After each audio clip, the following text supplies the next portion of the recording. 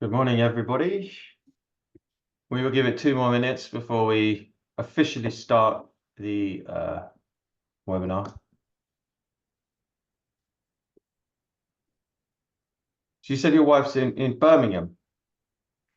Yeah, she's a systems engineer for basically ATC systems, air traffic control, so the voice communication systems. Oh yeah. So she spent quite a few, well, probably all of her career has been in telecoms, but the last 15 or 20 has been in kind of air traffic management and air traffic control. Yeah, cool. So she kind of builds the the radio equipment, the systems, and the kind of screens that the air traffic controllers use for switching between aircraft channels, ground, things like that. So she goes in, installs it, configures it, and teaches the controllers how to use it. So yeah, very interesting. Yeah. I bet they'll be busy the next few days with snow. Things grind to a halt in this country when there's a well, tiny bit of snow. she's actually just doing some handovers of new systems and new versions of different kind of backup systems, things like this. So it's quite tricky because you need to wait for the airports to close to do some of them. Okay. Well, another inch of snow and they'll be closed for sure. Yeah, it is in England, yeah. Yeah, not like Switzerland. Wow. Okay, I'm going to get started, Okay. and people will continue to trickle in. I can see the numbers growing quite quick, actually. So we're going to get started, and people can kind of filter in as they will. So yes, thank you everybody for joining. Quite an exciting one today, actually, because if you've been at our previous Product Pulse webinars, they've been a little bit more focused on kind of raising money and how to talk to investors, product market fit, all of these kind of things. Today we're going a little bit more nuts and bolts, which I like, because one of the topic that we're covering today is tech debt, and it's something that some people may or may not have ever heard of, but it's something that I personally call the silent assassin of startups and tech products. And today we're lucky to have Mark Batty, who's a fractional CTO, joining us. And yeah, welcome, Mark. Welcome. Thanks for having me, John, and welcome everybody. Good morning. Hope everyone is well. And yeah, looking forward to it. Yeah, it's going to be exciting. So the topic of today is tech debt, as I said, and the idea being is, well, first we'll talk about, hopefully Mark can talk us through what it is. We'll give a sort of Wikipedia layman's terms of what tech debt is, and then we'll talk about how to manage it, minimize it, and know when to pay it off. So before we do that, we'll just talk. I'm going to talk us through LogiNet, who is our kind of sponsors, so, my company of today. And we are a kind of a long-established, 15 years now, long-established kind of digital product and software development consultancy. And a large part of what we do is kind of we help SaaS scale-ups, typically would be our kind of what you would call our ICP. We help SaaS scale-ups kind of scale their product from kind of MVP to Series A and beyond, and with team augmentation or complete outsourcing, and we can kind of handle it whichever way you see fit. So for instance, you've built an MVP with no code, and then you need to kind of like scale it. You've maybe raised a little bit of money or whatever, and you want to scale your product. We're the people to do that. We've got sort of 90+ developers on our bench, and we can kind of embed teams to you. So you can fully outsource your project to us, or we can kind of give you 1 or 2 developers, but we've got the kind of the engineering capacity to sort of scale your product as quickly as possible. So if you are in that scenario, then obviously I'd love to hear from you after the webinar. And we obviously work with people like Mark and that, with their kind of helping them put teams together for some of their clients as well. So yeah, that's LogiNet in a sense, full end-to-end software development company for your projects. And I'm going to now hand it to Mark and let him talk a little bit about himself.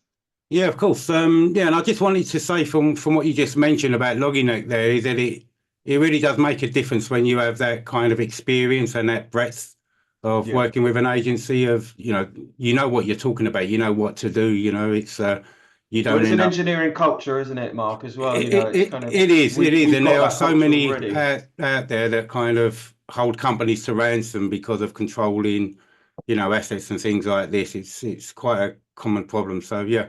Yes, okay. Hi everybody. As John said, my name is Mark Batty. My background, I started in programming, well, before the internet was born really, or certainly mainstream. This was primarily kind of full stack, back-end specialist development and team leading for almost 20 years, along with some team leading. I then moved into technical management in global corporates for about 5 years. This was mostly in telecom industries, things like engineering manager, R&D manager, these kinds of roles.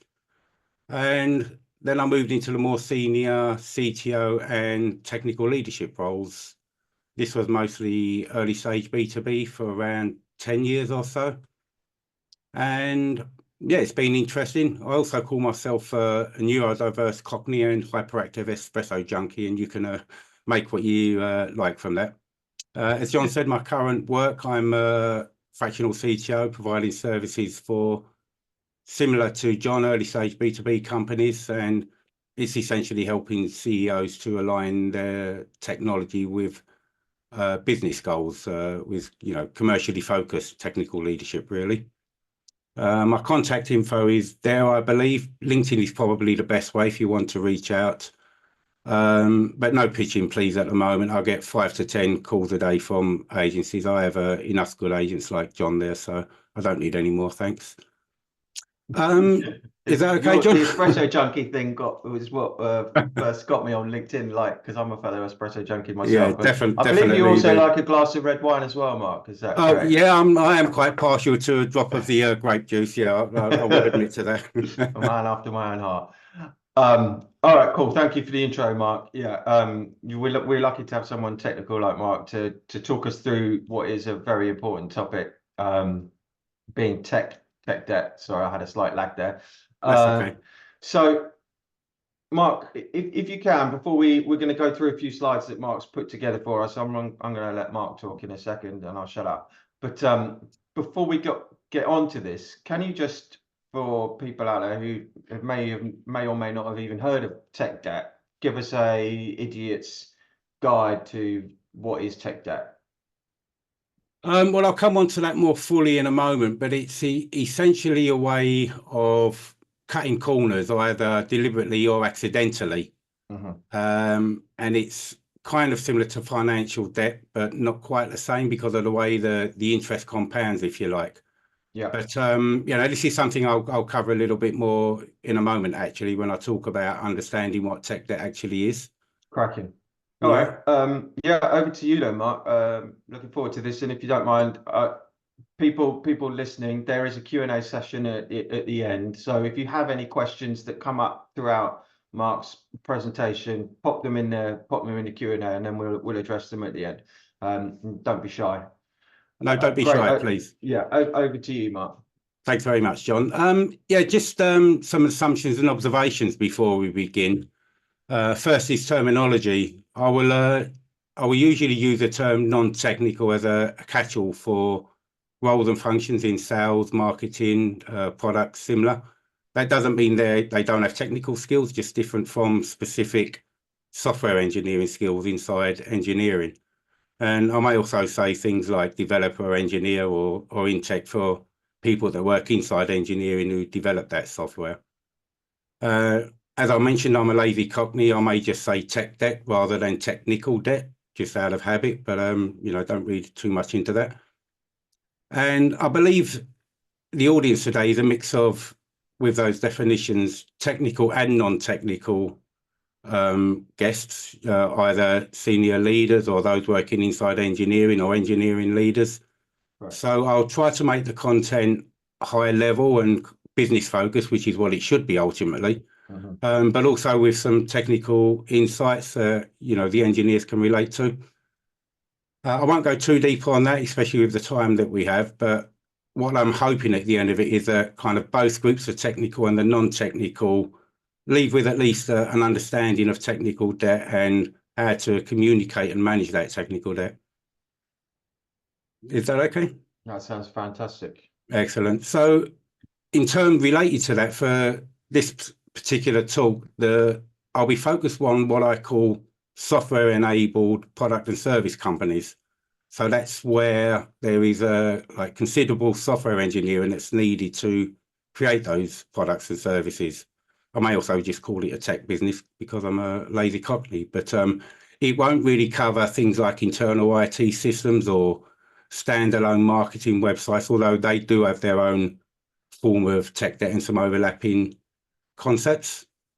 And just finally, before we go into the meat of it, is, I do have a lot of knowledge and experience over 3 decades, but, I'm not perfect. I don't know everything. I've not done everything. I'm only human and I'm still learning.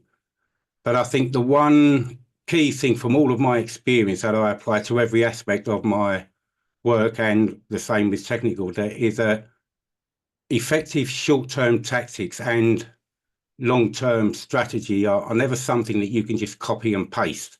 Every business is unique. Everything you do in business needs to be adapted to your environment and your circumstances, and also for that moment in time, because it always needs to continuously adapt and evolve. Does that make sense, John? Does. Makes perfect sense. Okay, excellent. So yeah, we can move on to understanding what technical debt actually is. Oh, thanks, John. Sorry, I was just checking the slides there. Yeah, should be on it. Thanks. So to talk about technical debt, we need to understand software engineering just very briefly, because it's different from other types of engineering. So in, say, for example, fields like chemistry and science, if 2 independent scientists did the same experiment with the same equipment, they would end up with the same results. But if you gave 2 developers or development teams the same problem to solve, they would end up with completely different results. And that's because it's, software engineering is a kind of unique blend of both art and science, with other things like human factors involved. And this is where, tech debt kind of originates from in a way. So there's also things like what comes under the umbrella of socio-technical implications in software engineering. So these are things like human factors have a big effect on software engineering, especially around the way companies are organized, like physically in terms of their teams and the communication channels and the collaboration between different departments. All of that can have an impact on technical debt. So technical debt itself is a term that kind of originated with Ward Cunningham, I think, in the early 90s. And he used it as a way to describe the trade-offs that developers make when they need to prioritize between doing something quickly or doing what they believe is a better, more professional way of, developing software. But similar in a way to financial debt, if you ignore it, the interest kind of builds up, but it's different to financial debt because the compound is, exponential rather than, with a fixed kind of rate, if you like. Technical debt is also something that it can be deliberately planned and chosen to do as a way of doing something quickly, but it needs to be done knowing that you will need to do something about it at some point, or something is going to break. And there's also accidental debt, which happens, by a mistake that you don't realize because of, the way that technical debt can grow in various parts of a company. It can happen by accident and creep up on you like a small cold turning into a kind of flu and then something more serious. So different types of technical debt, just to kind of give everybody an understanding that there is such a wide variety and range. But just a couple of examples would be something like code and architecture debt, where there's, duplicate code, complex structures, for example. Quality and documentation debt, where there's no documentation for the work you're doing, which can be needed to, at least give you an idea. UI, UX, for example, testing procedures, and governance and process debt. So things like making sure you have some kind of plan in place so you know what you're doing when you're developing your software. And processes in particular have quite a big impact on technical debt, going back to the human factors and the way that the pipelines and the work that's being done in the company kind of progresses from outside engineering to inside engineering. I'm just trying to be careful of the time here, but the main kind of causes of technical debt then are primarily market pressures and time constraints with tight deadlines and pressures to get things developed. There's also resource limitations, budgets or staffing. Also things like technical skills within an engineering department can kind of prevent people from doing what should be, let's say, a better way of building their software. The common one is changing requirements. Frequent changes in scope and, things coming through from product, for example. And also, as I mentioned, the psychological and cultural factors. These tend to have a much bigger impact than people realise, especially around, as I say, the organisation, but also kind of biases that people bring into an organisation, not on purpose, but, everybody has preferences, for example. And these can have an effect on the way that technical debt can kind of propagate through a company. Can I just do a quick one on this, Mark? Yeah, sure.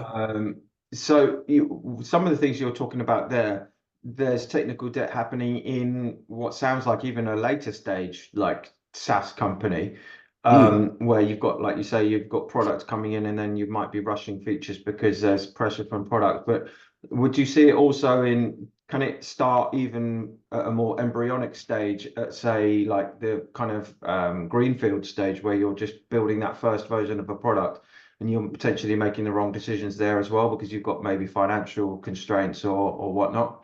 Exactly. I mean, even more so at the beginning because, you're kind of setting the foundation for the work that you're going to do going forward, and habits can kind of build and grow at that early stage. Yeah. So you do need to think about, if we can go on a little bit further about the types and identifying, but you need to be very careful about the decisions you make in the earlier stages. Certainly, for an MVP, for example, you need to kind of cut corners, but you need to do it in a structured way. You need to plan around it, and you need to be aware that you are going to have to, deal with that as you move forwards. Yeah. Does that make sense? It does. I've got a question on that MVP bit. I don't know whether I should ask it now or Yeah, you can do. Well, it's kind of, where do you sit on building an MVP that you're going to throw away versus building an MVP that is fit for scale, and how does that work in relation to tech debt? There's two different things there, and a lot of this can come down to how terminology, basically. I mean, the throwaway one for me is a prototype. Yeah. Okay. And as long as you know that you're going to do that from the beginning, then you treat it like a prototype, like a cardboard aeroplane, fit cardboard in the right shape to test in a wind tunnel. Sure. You have to accept that throwaway is not going to be used, or no part of it in the product. So you can use any tool. Would that be a no-code thing or a Figma It could tool be, or whatever, or what would that be? well, the Typically? purpose of the prototype is to test the idea, isn't it? So you can use whatever means needed, Yeah. It could be, you could have screens drawn on a piece of paper to get an ideal for, Sure. user flow and user experience. Yeah. So I mean, it could needs be a to be Notion throwaway. thing or yeah. Okay. Gotcha. Does that answer the question? Yeah, it does. It does. So yeah, I just wanted to go on to what's probably the most misunderstood is the impact of technical debt.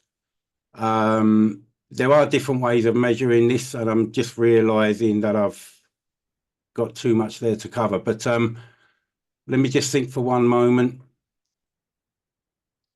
At the end of the day, it's these hidden costs that kind of grow and cause problems as you get further down the line. But the actual overall impact from the business kind of perspective is that your development could slow down. So you're going to get project delays, you're going to get budgets that overrun. There's operational risks if you're not dealing with things like security issues, if you're working with outdated systems and dependencies. These are going to introduce risks that can cause problems further down the line with operations. As I mentioned, security and compliance. There's user experience. If you're not doing something in, let's say, a more effective way, then you're going to introduce more bugs. You're going to affect the way the product is being used by customers. So it's going to have an effect on user experience. That's going to affect customer trust and loyalty further down the line.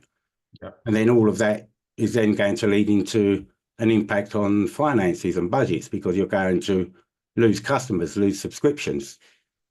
It's also going to make it more difficult for you to decide when and how to work on something new, for example, for innovation and growth.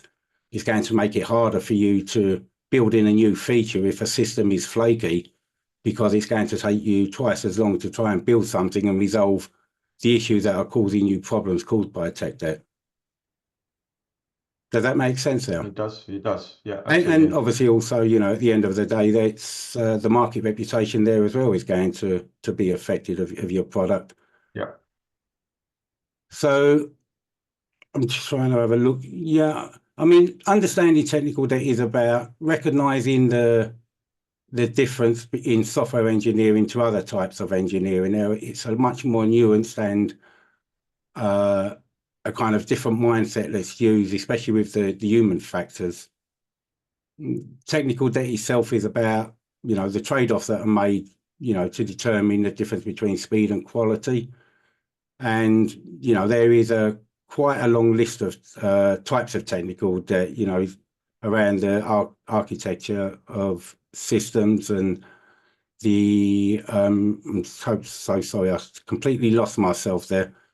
But I will come back to this later, actually. I'm sorry, I lost my place for a moment.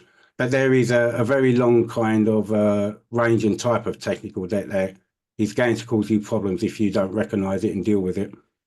Sure. And as I just said, the market pressures and the resources are kind of big. We've got some early warning signs there. What would be an early warning sign of technical debt then? I'm just coming on to that one next, actually, with identifying. Is that okay? Yeah.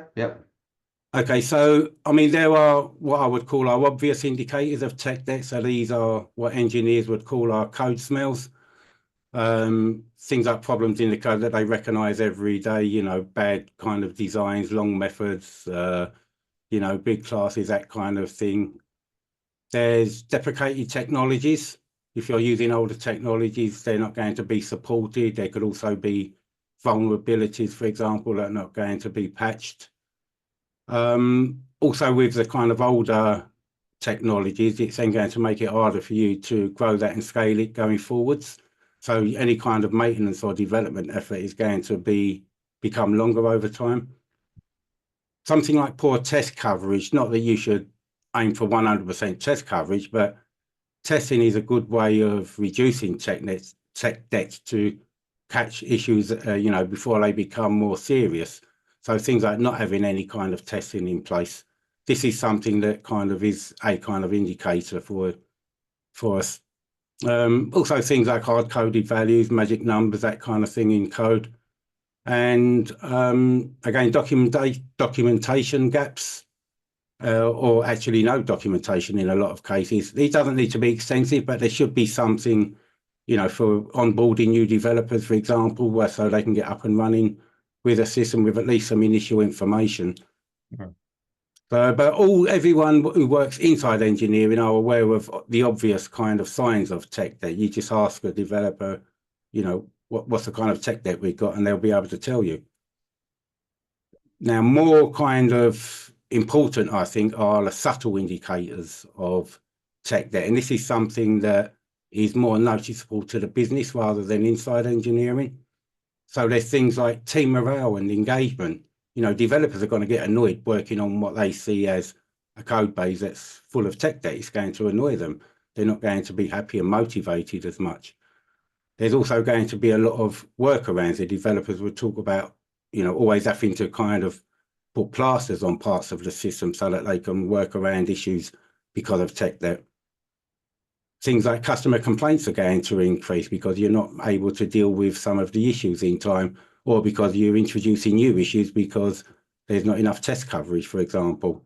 It's going to take developers longer to develop new features, and that time can increase into the future, you know, because it becomes harder and harder to work on buggy code. Also, in terms of cost and maintenance issues, those could start rising as a kind of subtle indicator of tech debt increasing, because there's more and more problems in the system that are not being dealt with. Does that make sense? It does. Yeah. I've seen it a lot. Yeah. How are we doing for time? I'll just run through this quickly. Tools and techniques. Everyone in engineering will know about the kind of code analysis tools that they have. So you can use these to at least get an idea on parts of the code that are flaky or might need refactoring, for example. There's also dynamic analysis and monitoring, so you can get some real-time indication of tech debt, especially around performance, for example. In terms of metrics, it's quite difficult to accurately measure tech debt, primarily because it's the difference between quantitative and qualitative measuring, and most tech debt is seen and affected because of qualitative issues. So this is why it can make it more difficult. But you can look at some common things like, code churn rate, for example, and code coverage. Things like this. Developers should have some kind of indication of how to measure it in terms of, the effect that it's going to have further down the line. There are some benchmarking and industry standards, some ISO. DORA metrics, for example, can kind of give you an indication of tech debt because of the effect it has on some things. And also things like the code quality gates, in your CI/CD pipelines. If you have some of those in place, they can be used as indicators for tech debt where, tests are failing, for example, or, certain thresholds are broken in terms of complexity for things like this. Code review practices. This is another way where you can kind of get an idea on what's going on. Good engineers will see that there's issues in the code, but again, because of other factors, they might do what's called, pass broken windows and not spend time fixing a problem. Where were we? I'm so sorry, John. I've gone a little bit confused and spacey here. It is good when we're trying to identify technical debt that you're building some kind of early warning system. So you can look at ways of measuring your tech debt and build that into some kind of, dashboard. As an example, you can use various tools to kind of collect those metrics together and use those to get some indication before things are happening. Automated testing and threshold monitoring. Some trends and that, especially these days with AI, you can look at using AI to analyze your code base to look for hotspots in the code. This is something else that could be thought about. Sorry, I went a bit wobbly there with with my thread, but we have the obvious indicators that most developers will know about, and the more subtle ones, which is, as I said, about the team morale and lots of workarounds, bug reports. Developers themselves should know about some tools and techniques they can use for analyzing code, but you need to think about that from what's it actually showing us, what's it telling us in terms of tech debt that's going to be causing us problems. Is that okay there, John? Yeah, absolutely. Should we? We can move on if there's anything else. So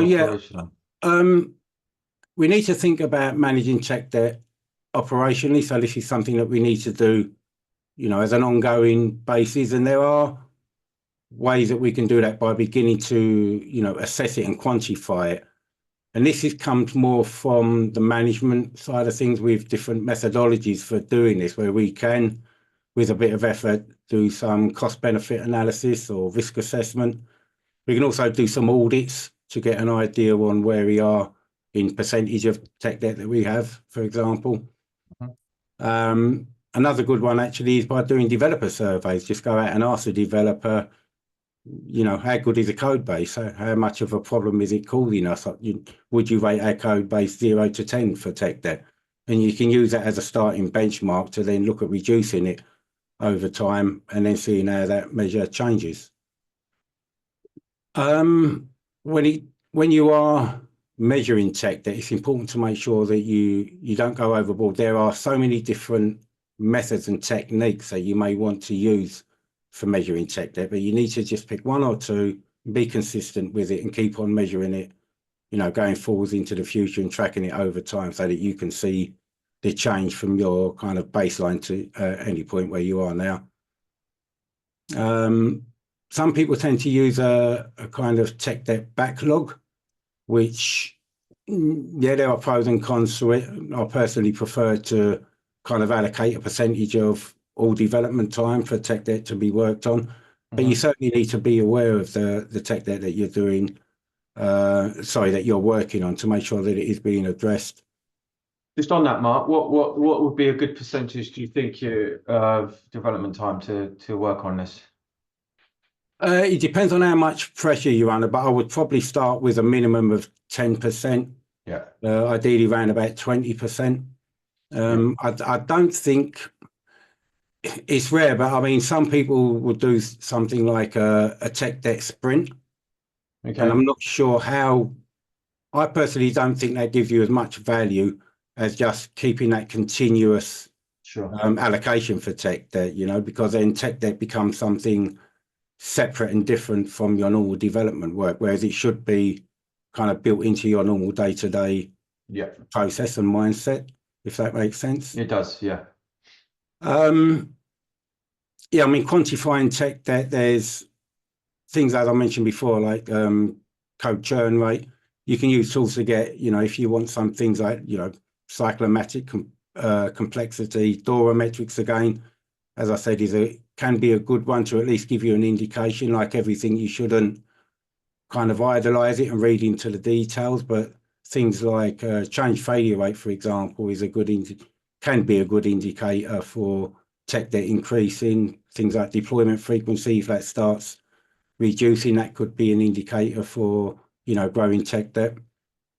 There's also, from the more kind of business side, you can look at calculations for total cost of ownership and how that's affected by tech debt.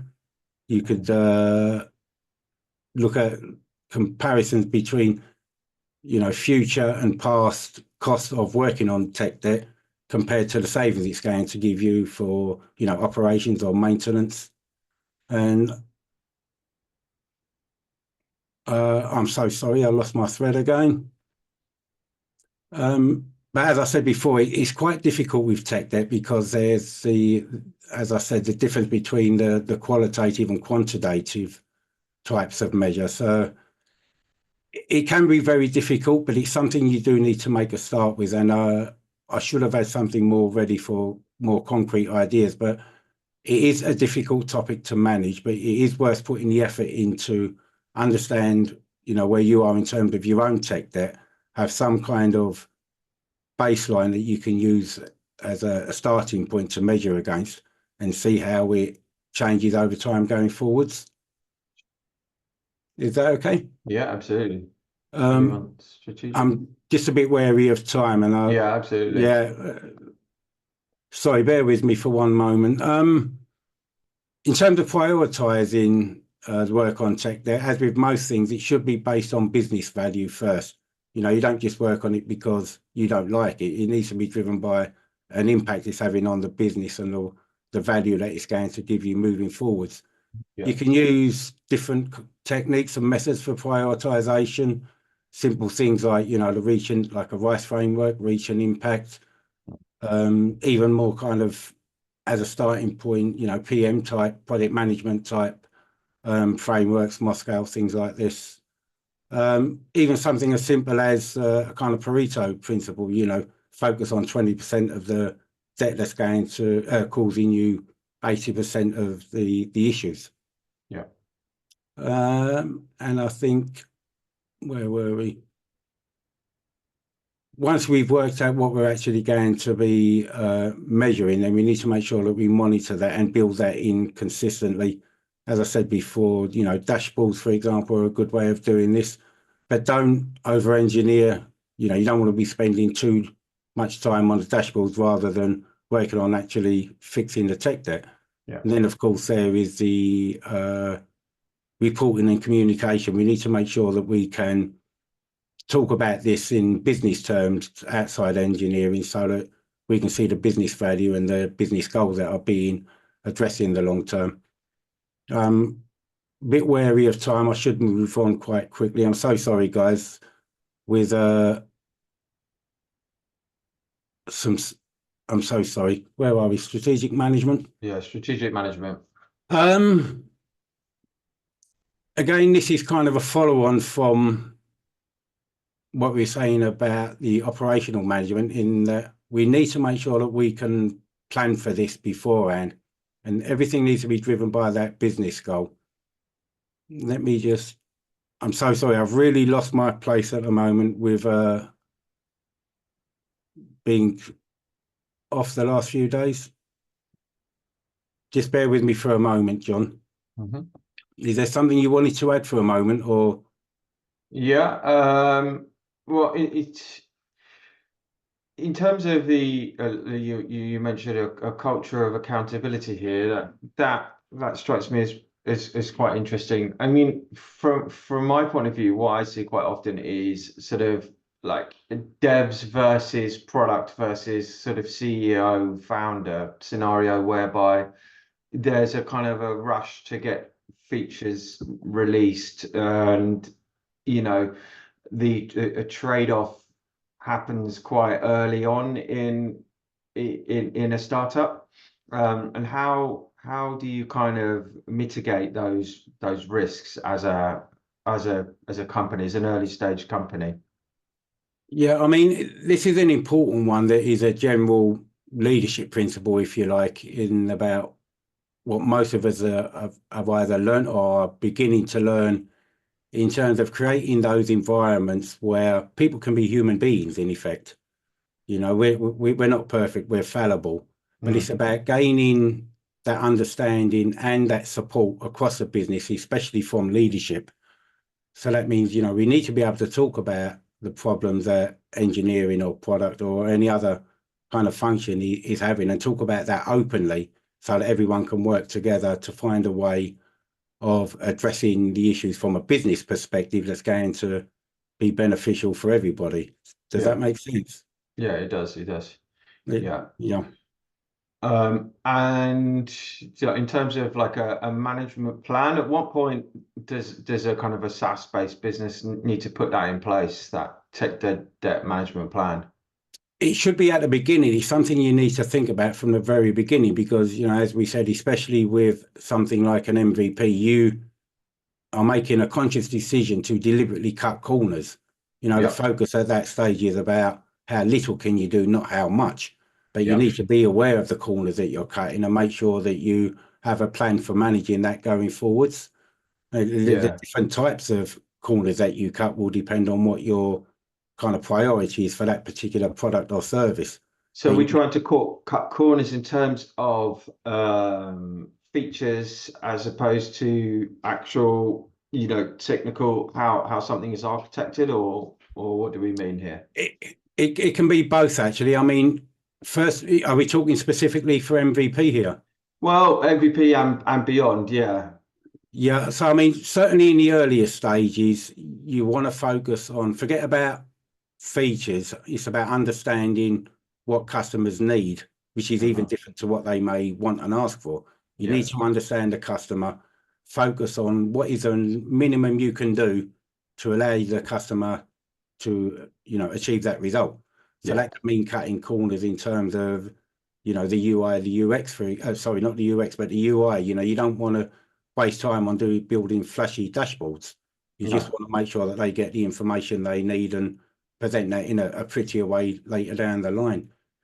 And with the architecture, again, that you need to think about where you're going to be going in the future, but you don't want to spend time building a massive distributed system full of microservices when you don't know if you're actually going to need that moving forward, because you're still kind of understanding what the customers actually need and how they're going to use the product. Yeah, absolutely. And Does actually, that make sense? yeah, it does. So with that in mind, I think we're sort of moving on to Q&A sort of subtly now, Yeah, anyway, sure. aren't we? Which is fine, because I think it allows for better conversation around these things anyway. And Yeah, yeah, and I sorry. should just apologise actually, John. I mean, I mentioned before we came on that, I've been struggling quite a bit with kind of migraines and insomnia, and I'm quite spacey at the moment and That's not right. fully We're grateful prepared. for you joining us, Mark. I So know I apologise sincerely to all of our audience.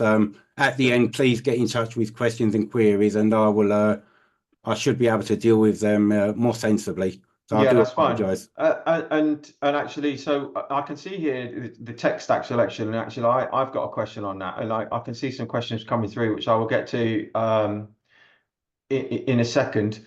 I've just got one of my own, and it's a tricky one, I think. But common scenario that we would find as an agency is like when people come to us would be like they've built an MVP with kind of a less reputable partner or something like that, or perhaps a no-code thing, and they know that it needs to be like rebuilt, and they potentially like raise some money or through revenue, even better.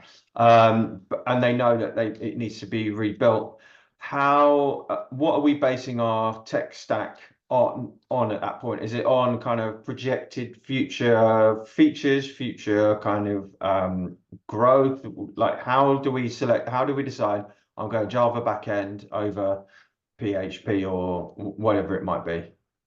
Is this for a completely new kind of greenfield? Yeah, well, not greenfield in a sense. It's, let's say, like I say, we've got a no code MVP or an MVP that's been built by a, should we say, less reputable tech partner who's done it for, dirt cheap, but it's taken you 2 years because it's been backwards and forwards Yeah, and blah blah. I mean, I've seen this so many times where it's yeah, like same. they get to like 90% finished, and it's like it's really nearly finished, and Yeah, it never gets finished. no. So they kind of get there and like they limp over the line, but they know this isn't sustainable.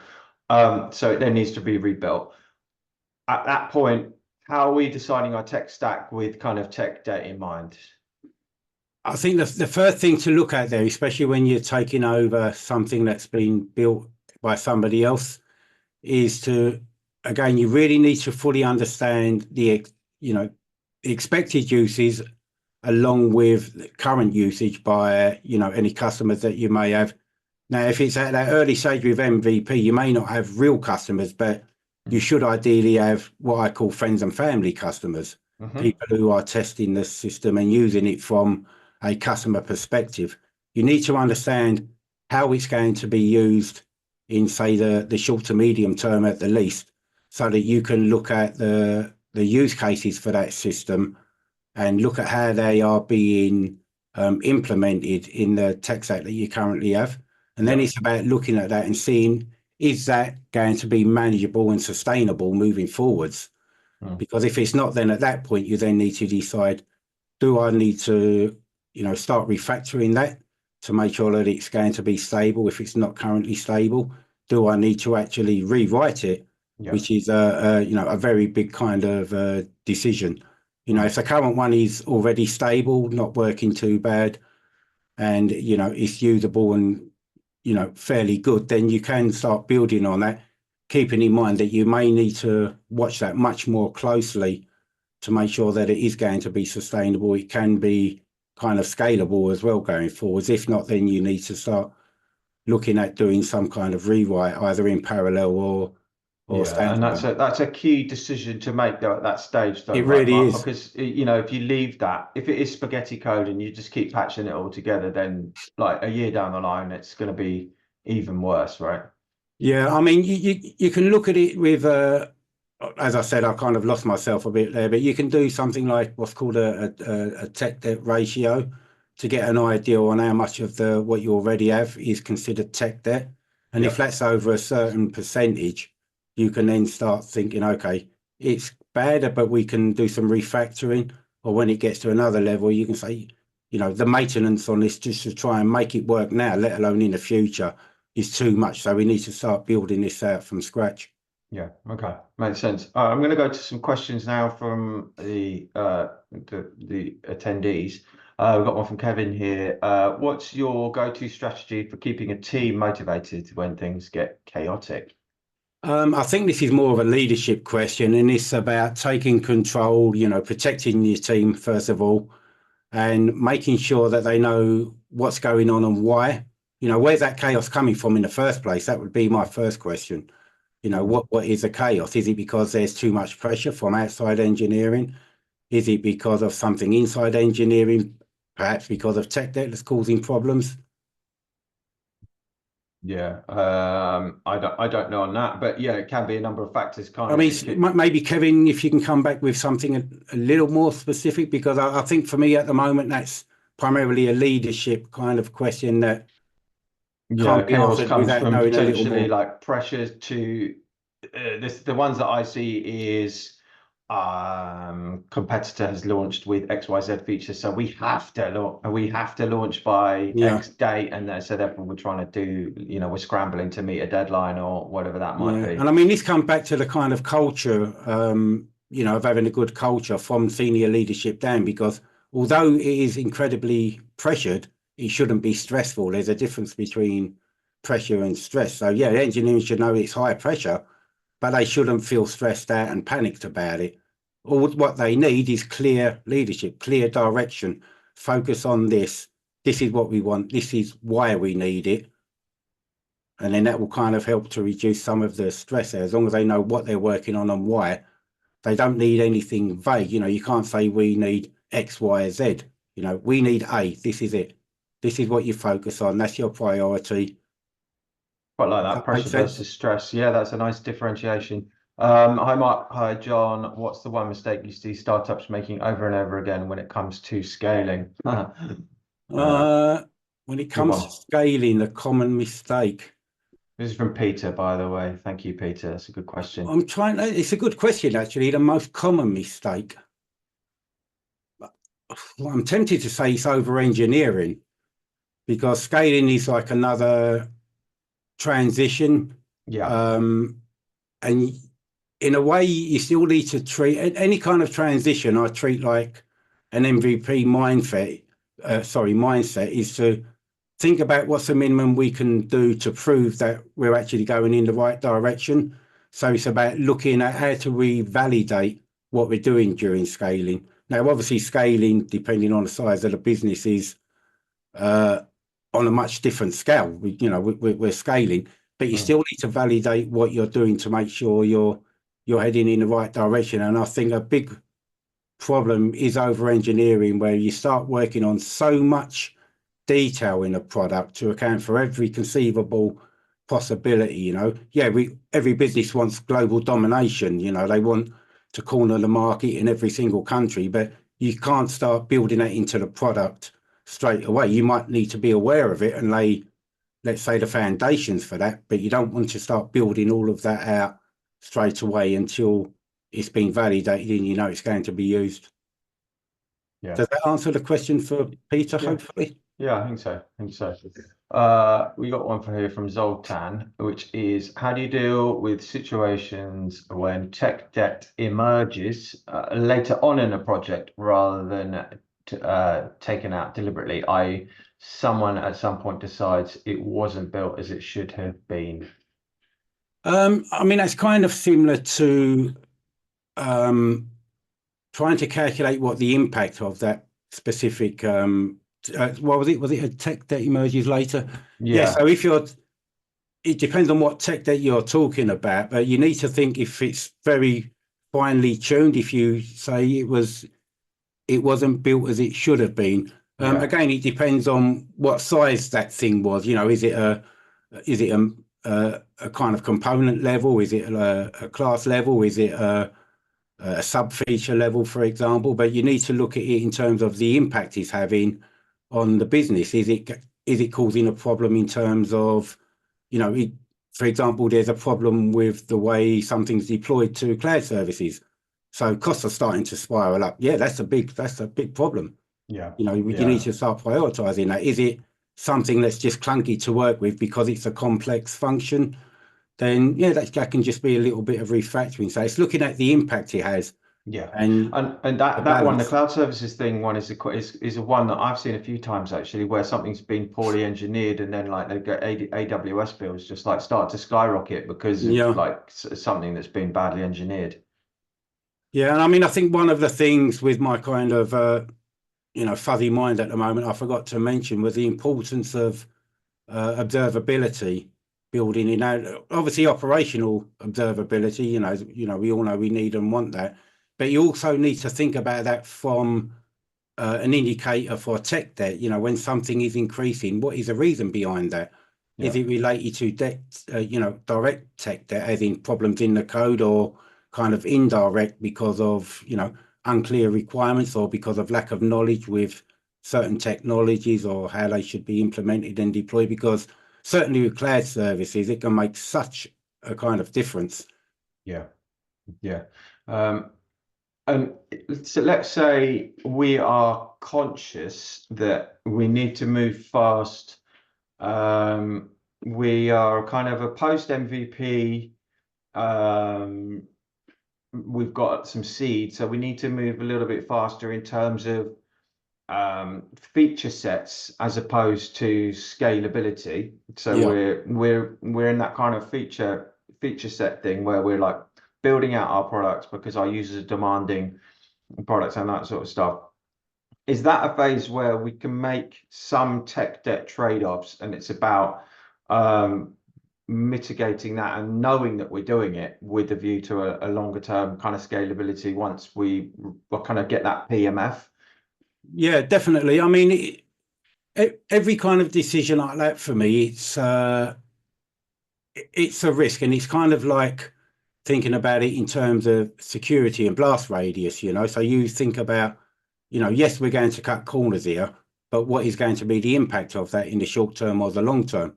Yeah, Can we, accept the problems it's going to cause us in the long term, and are those problems worth the cost? yeah, But yeah. it's about understanding each kind of shortcut that we're taking in the context of where we're taking it and the effect that it's going to have. Okay, cool.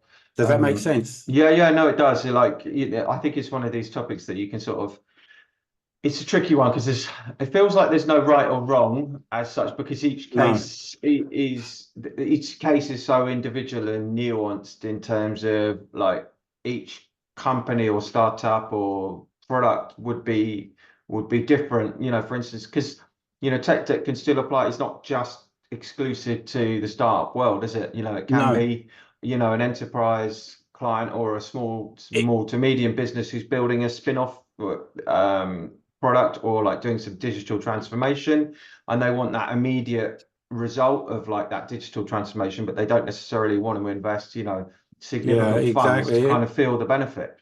Yeah, I mean, that's a good point, especially about the larger companies, because they become so organized, even if they manage to do it without becoming bureaucratic, because of the size and the the sheer complexity of the communication between different areas of the business. You can then start to introduce, not necessarily inside engineering, but you Mhm. can introduce bottlenecks into and out of engineering, which Yeah, in effect is going to slow down things to do with decision making.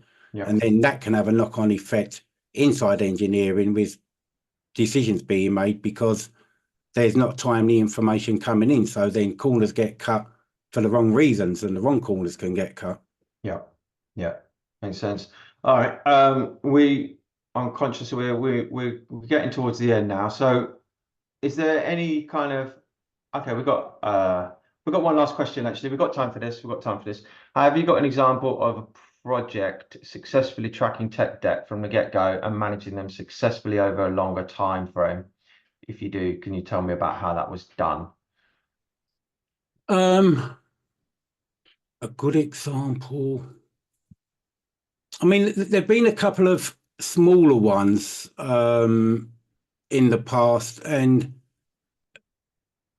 it's basically about putting in that initial management plan at the beginning. It's about understanding what the tech debt is, what the impact is going to be, and make sure that we manage it effectively. And it's just about making sensible choices from It's a business decision making for perspective. me. I think It it's, is. yeah, it's decision making. It really is.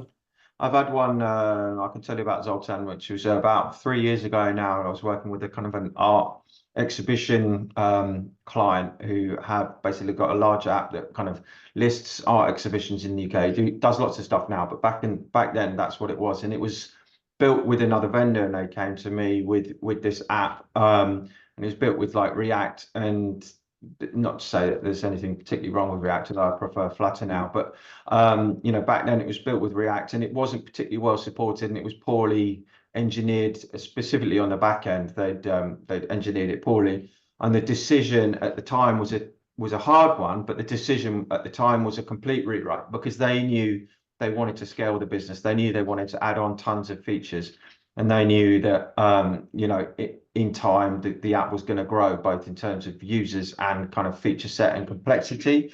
And so the decision at that time was made to completely rewrite, because trying to bolt on top of an already like poorly coded system would you're just pushing something down the line. And 6 months time we would have had to have made that decision anyway. So if there's a rewrite that needs to happen, it needs to happen fairly early days, to enable the project to grow with a good code base, as opposed to grow with a patchy code base. So that's one from mine, from my experience. Yeah, that's good. Cool. So if you've got any closing remarks that you want to leave us with, Mark, that would be great. From my point of view, this has been really interesting. And if you want to talk to myself or Mark about your project or tech debt or whatever, like I said, at LogiNet, we're very kind of focused on engineering culture and building teams for kind of a scaling success. So we're not a short-term solution partner. We're very much a kind of a long-term solution partner, and building scalable, successful systems, with the trade-off being that you might have to pay a few extra quid for it, but in the long term, that's going to kind of, save you a lot of money and hassle. But, Mark, if you've got any closing remarks at all, that would be fantastic. Yeah, I mean, I think the first thing to actually end with is my apologies again. I think I would like to do this again when I am more with it. It's been great, mate. I mean, don't worry. I'm quite disappointed in myself, actually. It's everything is quite cloudy at the moment. But yeah, I think we'll organise to do this again when I'm more prepared and with it. So I do apologise for that. But the main leaving remark, I think I mentioned earlier, I think is that the key thing to remember with everything that we do in, say, the technology world, is that you cannot copy paste from other areas. That relates to processes, to methods, to tools, environments. Everything needs to be adapted to your business, to your environment at this moment in time, because everything needs to continuously evolve. So if you hear about good tech debt practices, for example, in another company, use them for inspiration, but don't just copy paste. You need to, you can't be a sheep. You need to think about what you're doing, so use that information for inspiration, but really think about it and understand it and how it's going to benefit you or introduce any risks. Absolutely. That's brilliant. Look, Mark, we really appreciate your time, and thank you for coming on. It's been really really interesting chat. Just for everybody watching, this will get shared with everybody who's attended as well, so you'll get kind of a write-up on the day. And thank you to everybody who's joined. We appreciate you joining, and hopefully it's been as interesting listening as it has for me, kind of hosting Mark. And yeah, we do this every month. We have in-person meetups as well in London, so look out for those, and make sure you kind of follow us and everything, and you'll be informed with all the upcoming bits and pieces that we do. But thank you again, Mark, for your time, and that's it for this one. That's great. Thanks for having me, John. All right, cheers. Take care, everybody. everyone. Bye bye.